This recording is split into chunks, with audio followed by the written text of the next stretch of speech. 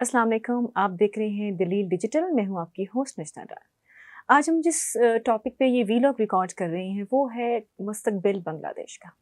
बांग्लादेश में अनाउंस हो चुके हैं इलेक्शंस जो कि 12 फरवरी को होंगे, जिसकी कैंपेन का आगाज़ होगा 22 जनवरी से। अगर हम ये साल देखें जो गुज़श्ता साल था, वो बांग्लादेश के लिए एक रेवोल्यूशनल साल कह सकते हैं।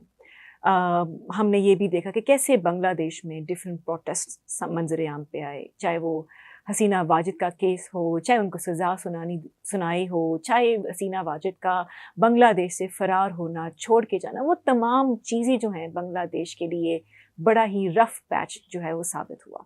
हमने ये भी देखा कैसे एक वहाँ के लीडर उस्मान हादी को शहीद कर दिया गया, इंडिया की इन्वॉल्वमेंट, इंडिया की प्रॉक्सीज, और कैसे बांग्लादेश अब जो है वो निखर के सामने आना चाहता है। बांग्लादेश में एक ऐसी रफ पैच देखा है उनके वहाँ के लोगों ने कि अब वहाँ पे उस इनकलाब को रोकना मुश्किल हो रहा है।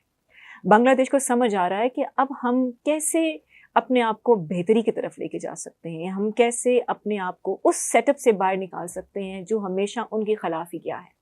हमने माजी में देखा है कि बांग्लादेश में ऐसी ऐसी पार्टी सामने आई हैं, ऐसे ऐसे लोग सामने आए हैं जिनका मुफाद अपना होता था, मगर अनफॉर्चुनेटली जो बांग्लादेश के लोग हैं उनके लिए वो पॉलिसीज़ जो है वो काफ़ी हद तक नेगेटिव जाती रही। अगर हम थोड़ी सी और बात करें बांग्लादेश की करंट सर्कमस्टांसिस के ऊपर, तो जैसे ही इलेक्शंस अनाउंस हुए तो वहाँ के जो कैंडिडेट्स हैं, चाहे वो इंडिपेंडेंट हैं, अवामी पार्टी से ताल्लुक़ रखते हैं, जो कि एक बहुत ही स्टेबल और बहुत ही डीप रूटेड पार्टी है, उन्होंने अपने इलेक्शन जो नॉमिनीज पेपर थे वो सबमिट करवाए। जब स्क्रूटनी हुई तो इलेक्शंस कमीशन बांग्लादेश ने उन तमाम लोगों की अपील जो है और नॉमिनेशन पेपर्स रिजेक्ट कर दिए।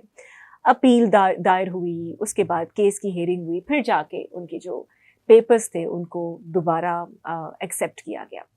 तो अभी हम देख सकते हैं कि ऐसी wave of change, wave of freedom Bangladesh में इतनी जल्दी से फैल रहा है कि जब एक कौम को आगे निकलना होता है ना, तो वो अपना माजी भुलाती है, वो माजी में रहती नहीं है।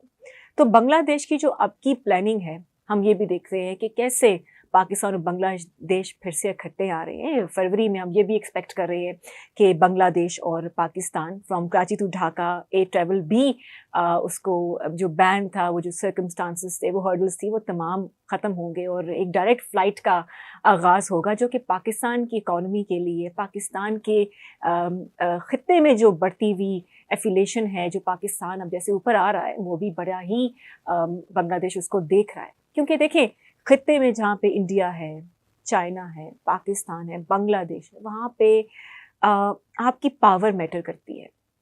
एक टाइम होता था कि बांग्लादेश को इस्तेमाल किया जाता था प्रॉक्सीज के लिए, बांग्लादेश को इस्तेमाल किया जाता था अपने नैरेटिव शेपिंग के लिए, but that time has gone now. अब जो है बांग्लादेश वो अपलिफ्ट हो रहा है। अब जो है बांग्लादेश अपनी पॉलिसीज़ को आप सामने रखता है। हमने देखा कैसे यूथ के जो लीडर्स हैं उनके वो पॉलिटिकल चार्ज जनरेशन बांग्लादेश में नज़र आ रही है, जो अपने मुल्क को अपनी तरीके से चलाना चाहते हैं। बांग्लादेश के जो सर्कमस्टांसिस हैं वो तो अब मुस्तकबिल ही बताएगा, मगर माजी में जो हाल हुआ है उससे उन्होंने लेसन तो लिया है। बांग्लादेश के इलेक्शंस हम ये देख रहे हैं कि इंडिया, पूरा मीडिया कवर कर रहा है, इंटरनेशनल मीडिया का टॉक ऑफ द टॉपिक है बांग्लादेश में इलेक्शंस। कैंपेन का आगाज़ तो 22 जनवरी से होगा, मगर हम ये देख रहे हैं जो फ़िज़ा है वो काफ़ी पोलिटिकल अपलिफ्ट है। लोगों को समझ आ रहा है कि हमें किसको वोट करना है, लोगों को समझ आ रहा है कि हमारे मुफाद के लिए कौन काम कर रहा है और हमें किसको सपोर्ट करना है। ये तो अब पता चलेगा जब इलेक्शंस का डे करीब आएगा और इलेक्शंस में कोई एक पार्टी जो है वो एज अ विनर साबित होगी। वो बांग्लादेश के लिए क्या पॉलिसीज़ लेके आती है, वो बांग्लादेश की गवर्नेंस के लिए, बांग्लादेश की स्टेबिलिटी के लिए, और बांग्लादेश जो इस पूरे हार्ड टाइम से गुजरा है उसको वो कैसे ठीक कर सकते हैं, क्योंकि बहुत सारी चीज़ें स्टेक पे हैं बांग्लादेश की। हम ये देखते हैं कि कैसे उनका जो मैकेनिज़्म है उसको डैमेज करने की कोशिश की।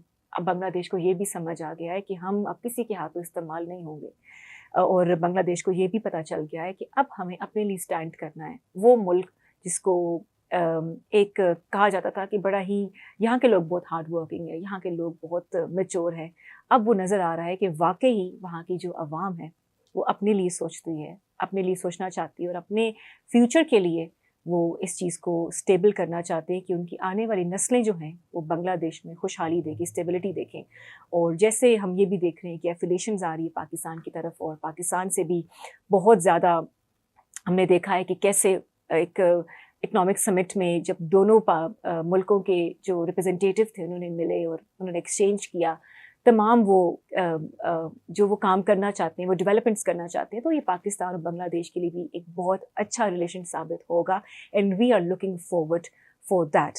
سو لیٹس سی کہ اب بنگلہ دیش کا فیوچر کیا ہے، اور بنگلہ دیش کا فیوچر جو بنانے والے ہیں وہ کیا سوچتے ہیں، اور پاکستان کے ساتھ بنگلہ دیش کی کیا ایفیلیشن ہوگی، کیا پالیسیز مزید سامنے آئیں گی. اگر آج ایئر لفٹ ہو رہا ہے، بین لفٹ ہو رہا ہے، تو کل کس طرح کی ٹریڈز ہم دیکھیں گے، کس طرح کی چیزیں سامنے آئیں گی. ہم تو امید کرتے ہیں کہ بنگلہ دیش میں اسٹیبلٹی ہو، اور وہ قومیں اچھی ہوتی ہیں جو اپنے لیسن سے سیکھتی ہیں اور آگے بڑھتی ہیں. آئی ریئلی ہوپ آج کا ویلاگ آپ کو پسند آیا ہو. ہمیں اپنی فیڈ بیک ضرور دیجیے گا، ہمیں اپنے چینل کو سپورٹ بھی کیجیے گا. Keep supporting and keep watching Dilli digital. اللہ حافظ.